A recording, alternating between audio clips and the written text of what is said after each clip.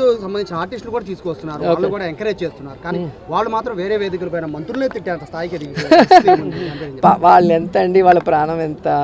So వాళ్ళు మాట్లాడుతున్నారు అంటే ఎవరు మాట్లాడిస్తున్నారో మనం ఆలోచించాలి, కానీ వాళ్ళని మనం అనటం వేస్ట్. వాళ్ళు ఎంత చెప్పండి మనుషులు పాపం. వాళ్ళు ఏదో చిన్న చిన్న షోస్ చేసుకొని చిన్న చిన్న క్యారెక్టర్స్ చేసుకుంటే వాళ్ళు. మీకు తెలియదు ఏముంది, మెగా ఫ్యామిలీలో 6-7 మంది హీరోలు ఉన్నారు కాబట్టి వాళ్ళకి వ్యతిరేకంగా మాట్లాడితే ఇక వాళ్ళకి సినిమా ఇండస్ట్రీలో ఏమీ లేకుండా చేస్తారన్న భయంతో ఆ కుటుంబంతో ఉన్నారు, కానీ ప్రేమతో ఎవరు లేరు. నిజంగా ప్రేమ ఉంటే వాళ్ళు ప్రకాష్ రాజ్కి సపోర్ట్ చేసినప్పుడు మా అసోసియేషన్ ప్రెసిడెంట్గా ఎందుకు గెలవలేదు? ఒక్కసారి ఆలోచించండి. ప్రేమ వేరే, భయం వేరే. సో అలాంటి వాటి కోసం ఆ చిన్న చిన్న వాళ్ళని తిట్టాలని నేను అనుకోను.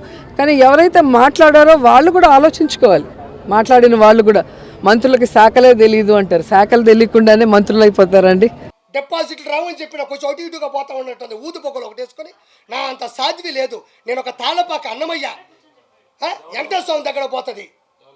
రోజమ్మయ్య, రోజా మా అత్తే.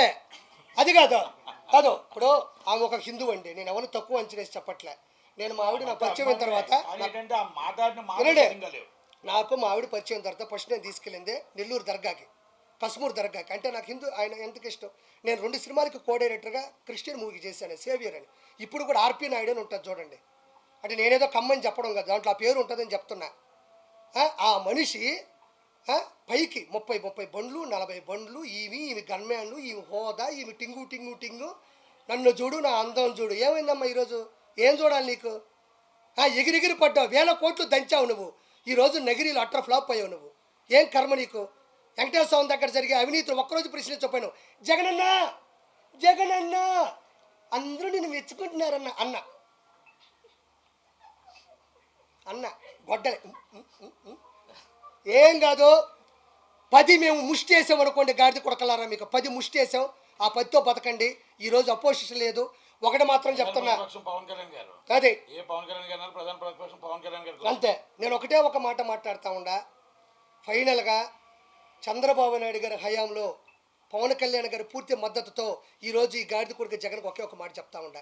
నేనేమి శ్రీరెడ్డిలా బరిదిగిచ్చి చేతులు ఇట్టు పెట్టో నేను మాట్లాడలే. మా అమ్మ సాక్షిగా మీరు మొదలు పెట్టారు, నేను కొనసాగిస్తున్నాను అంతే. ఈరోజు మాట్లాడుతూ ఉండా.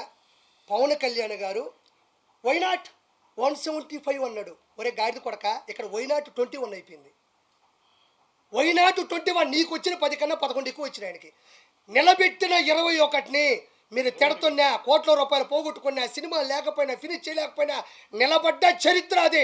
గాడిద కొడకల్లారా, డస్ట్బిన్ నా కొడకల్లారా. 21 వైనాట్ 21 అని ఆయన ఏ రోజు వల్ల. కానీ 21 వచ్చినాయి ఆడ. నీకు ఎన్ని వచ్చినాయి?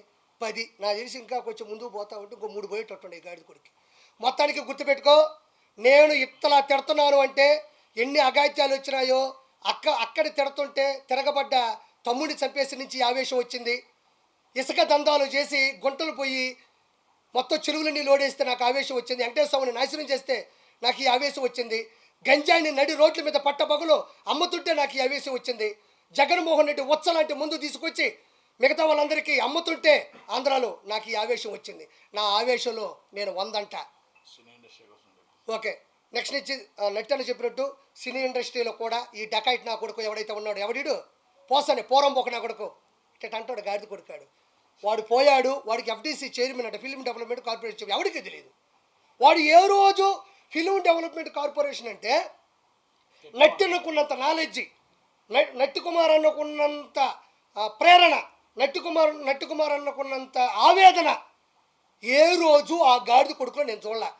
ఎఫ్డీసీ చైర్మన్ అంటే, అయ్యా జగన్మోహన్ రెడ్డి గారు చిరంజీవి గారి ఇంటి ముందు ఇది చేద్దాం, లేకపోతే నాగార్జున గారితో పెట్టి కొంచెం వీళ్ళందరినీ నిధులు తీసుకొని ఒక ఇల్లు కట్టిద్దాం, లేకపోతే ఇంకోటి చేద్దాం, ఎఫ్ఎన్సీసీ చేద్దాం, ఫిలిం ఛాంబర్ చేద్దాం, 24 క్రాఫ్ట్స్ ఉన్నాయి, వాటిని పైకి తీసుకొద్దాం సార్, రకరకాల సంఘాలు ఉన్నాయి, లేకపోతే నిరుపేద కళాకారులకు ఇల్లు పట్టాలిద్దాం, లేదంటే నిరుపేద కళాకారులకు 24 గంటల భోజనం అని ఒక పథకం పెడదాం. పాపం ఆర్టిస్టులు కృష్ణానగర్లో భోజనం పెడతాం. ఈ వదిలేసి చిరంజీవి గారు ఓడిపోయారు, పవన్ కళ్యాణ్ గెలవడు. చిరంజీవి గారు ఓడిపోయి ఒరే బొచ్చుగా 21 వచ్చిన ఈ గాడిద కొడుకుడు చిలకలూరుపేటలో వీడికి ఏమొచ్చినాయి? వీడికి ఆ రోజుల్లో డిపాజిట్ రాని గాడిద కొడక ఈరోజు పవన్ కళ్యాణ్ గారి స్థాయిలో మీద గాడిద కొడకలారా తిట్టారు. ఈరోజు ఒక చరిత్ర అయిపోయినాయి ఆ తిట్లోని కలిపి. కాబట్టి ఇంత గొప్ప విజయాన్ని అందించిన ప్రజలందరికీ నేను వాళ్ళ పాదాల మీద పడి నా నమస్కారాలు తెలియజేసుకుంటూ నేను మీ కిరాకార్పిని. జై చంద్రబాబు, జై పవన్ కళ్యాణ్, జై బీజేపీ, జై లోకేష్ బాబు, జై ఆంధ్రప్రదేశ్, జై ఆంధ్రప్రదేశ్. పాజిటివ్ వేలో జరుపుకోవాలని మనస్ఫూర్తిగా కోరుకుంటున్నాను. ఎందుకంటే మనల్ని మోసం చేసిన నాయకులను విమర్శించండి, అలాగే ఆడవాళ్ళని కూడా చూడకుండా ట్రోల్ చేసినటువంటి సోషల్ మీడియా వాళ్ళని విమర్శించండి. కానీ ఎవరైతే సగటు కార్యకర్తలు ఉంటారో వాళ్ళని మాత్రం ఎవ్వరూ ఏమనకండి. ఎందుకంటే వాళ్ళు కూడా మనలాంటి వాళ్ళే, గెలిస్తే ఆనందపడతారు, ఓడిపోతే బాధపడతారు. కాబట్టి అలాంటి వాళ్ళ జోలికి వెళ్లకుండా మన గెలుపుని హ్యాపీగా పాజిటివ్ వేలో చేసుకోవాలని మనస్ఫూర్తిగా కోరుకుంటూ థ్యాంక్ యూ.